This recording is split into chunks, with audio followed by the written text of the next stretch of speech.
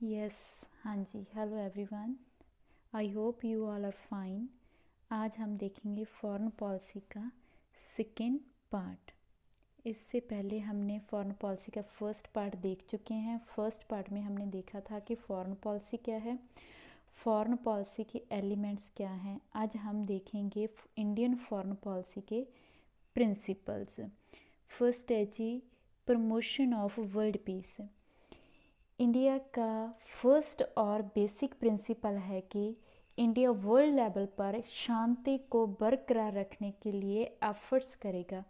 यही बात कहता है जी आर्टिकल 51, जो कि डीपीएसपी का पार्ट है। डीपीएसपी की फुल फॉर्म होती है directive principles of the state policy. Article 51 instruct करता है इंडिया को कि आप अपने फॉरेन पॉलिसी के थ्रू वर्ल्ड में पीस को बनाने के लिए एफर्ट्स करेंगे और जहाँ तक हो सके अच्छे रिलेशनशिप और कंट्रीज़ के साथ बनाएंगे। आप कभी भी इंडिया ऐसे डील में, ऐसे ट्रेड में अपने आप को इन्वॉल्व नहीं करेगा जिससे इंटरनेशनल पीस खराब हो। And second thing, India always international laws को फॉलो करेगा। अब आप पूछेंगे कि इंटरनेशनल लॉज क्या हैं। इंटरनेशनल लॉज वो लॉज हैं जो इंटरनेशनल ऑर्गेनाइजेशंस के द्वारा बनाए जाते हैं। For example UNO, WHO. और इन लॉज को वो सभी कंट्री फॉलो करते हैं जो इन ऑर्गेनाइजेशंस के मेंबर्स कंट्री होते हैं।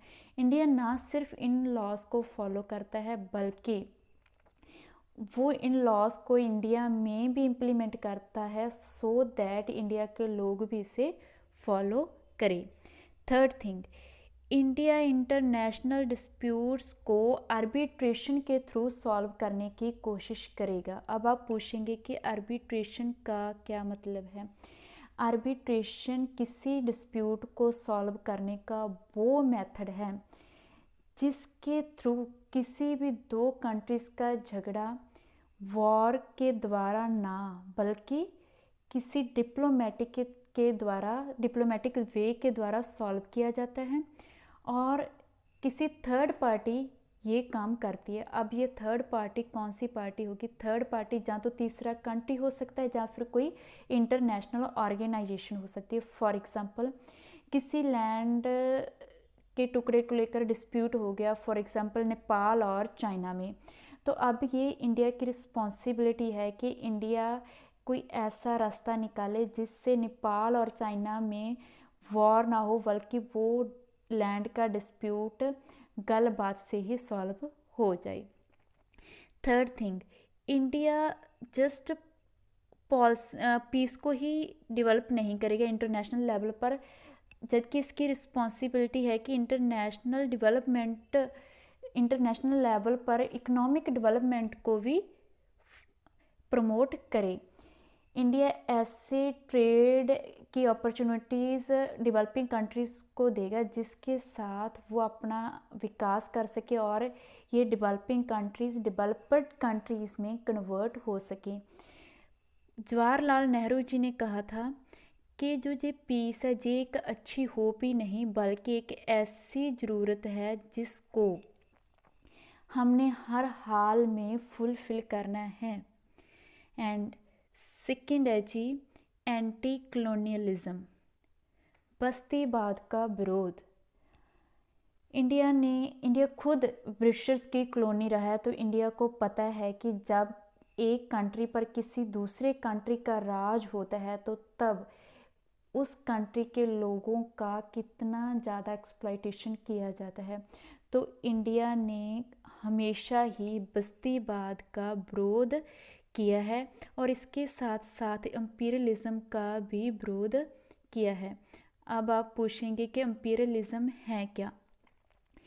एम्पीरियलिज्म न्यू टर्म है। एम्पीरियलिज्म मीन्स जब एक पुअर कंट्री पर एक रिच कंट्री का इनडायरेक्ट वे में राज हो। इनडायरेक्ट वे में मीन्स वो डायरेक्टली वहाँ पे अपनी सरकार नहीं बना रहा, लेकिन उस पुअर कंट्री के हर इंटरनल फंक्शन में, हर फॉरेन पॉलिसी के डिसीजन में अपनी इंटरफेरेंस दे रहा है, जिससे क्या है कि वहाँ के कंट्री का सिस्टम डिस्टर्ब होता है। सिस्टम डिस्टर्ब होगा तो वहाँ पे वहाँ पे आप कह सकते हैं घरेलू वॉर हो सकती है, और ये जो घरेलू वॉर है ये इंटरनेशनल लेवल की पीस को भी डिस्टर्ब करती है। यही बात यहाँ पे कही गई है कि इंपीरियलिस्ट पावर्स ना सिर्फ नेशंस को एक्सप्लॉइट करते बल्कि इंटरनेशनल पीस को की प्रमोशन को भी अफेक्ट करती है, उसको रोकती हैं। हाँ जी, मैंने आपको पहले भी बताया है कि इंडिया बस्तीवाद का बहुत ज़्यादा विरोध करता था।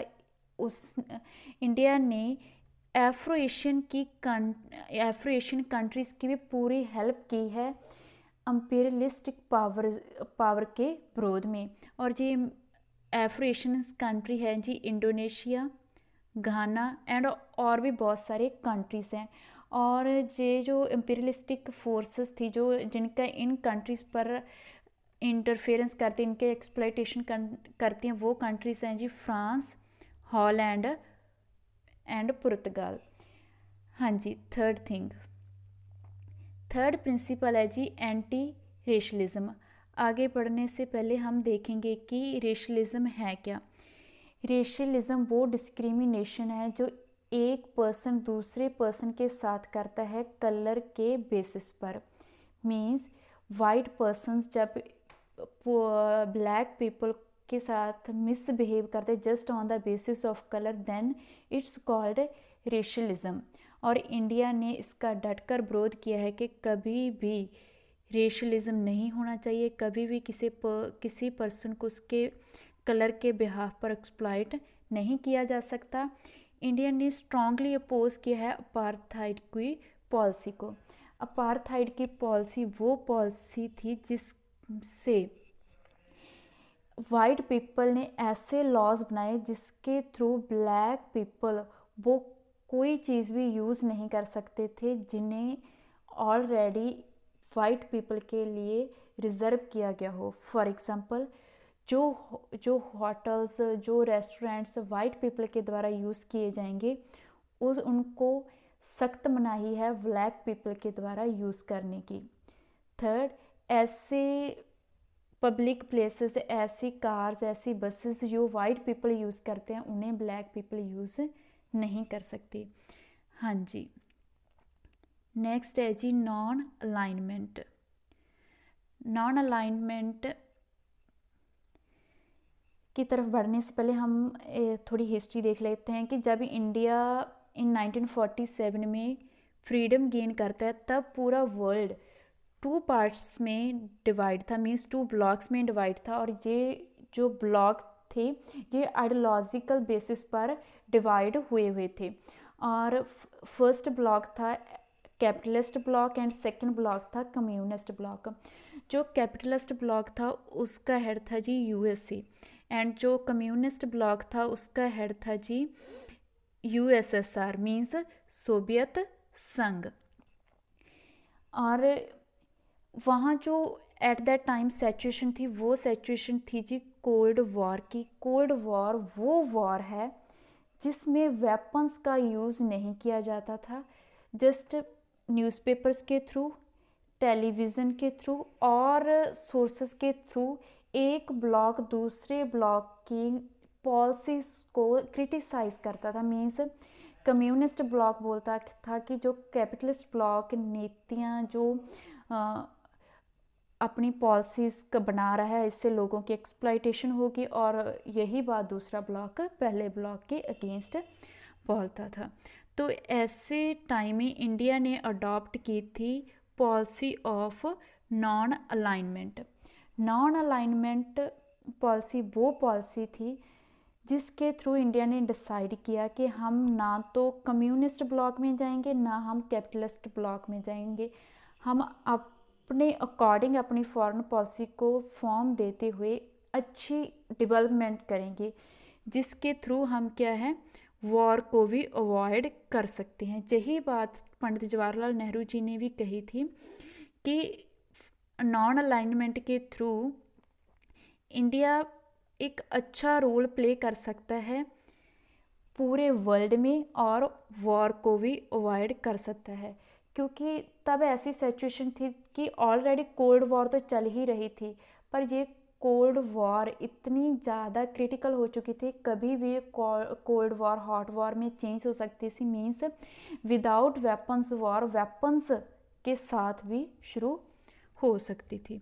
हाँ जी, तो आगे इसमें है कि नॉन अलाइनमेंट का अगर हम थोड़ा और मीनिंग देखें तो क्या होगा कि यही कि नॉन अलाइनमेंट के थ्रू इंडिया ने ये डिसाइड किया कि इंडिया किसी मिलिट्री अलायंस मीन्स किसी आर्मी गुट में इन्वॉल्व नहीं होगा, जबकि एक साइड पे रहकर अपनी फॉरेन पॉलिसी के को एक आज़ाद अप्रोच रखेगा, जैसे चाहेगा अपनी फॉरेन पॉलिसी अपने अकॉर्डिंग उसे चेंज कर सकता है। और इंडिया ट्राई करेगा कि सभी कंट्रीज़ के साथ फ्रेंडली रिलेशंस है वो बनाए जाएं।